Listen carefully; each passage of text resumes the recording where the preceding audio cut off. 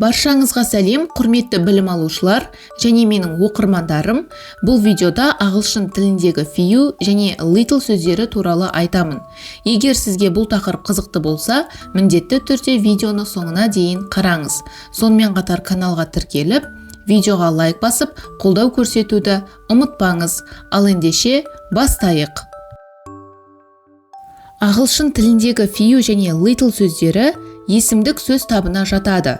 Екеуі де бір мағынаны білдіреді, аз деген мағынада қолданылады. Мысалы, I has few friends. Менің достарым аз. Алайда бұл екеуі бір мағынаны білдірсе де, екеуінің қолданылу жағдайлары әртүрлі болып келеді.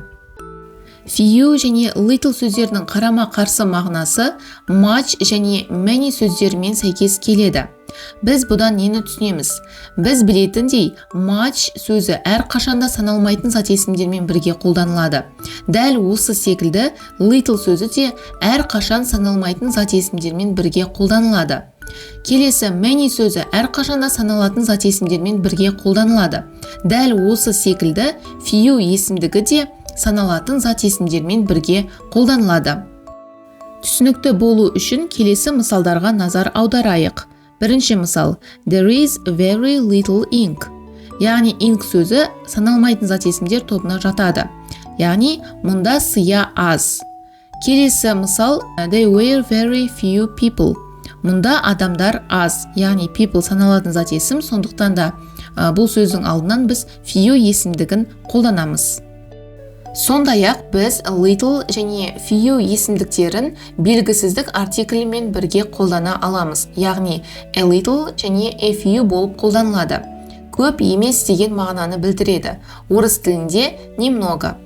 Келесі мысалдарға назар аударайық. Please give me a little water. Өтінемін, маған азырақ су берші. Келесі мысал. I have a few books. Менің кітаптарым көп емес. Міне достар, осы берілген ақпараттарды түсіну деңгейіңізді анықтау үшін мына тапсырмаларды орындап көріңіз. Тапсырмалардың жауаптарын Telegram каналыма қалдырамын. Telegram каналыма өту үшін описание бөліміндегі сілтемеден өтіңіз. Міне достар, бүгінге осымен видео сабақ аяқталды. Сіздерге бүгінгі берілген ақпараттар түсінікті болды деп ойлаймын.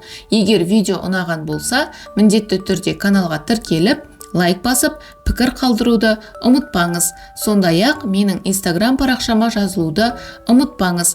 Instagram парақшама және Telegram каналыма сілтемелерді описание бөліміне қалдырамын. Ал қазірше сау болыңыздар.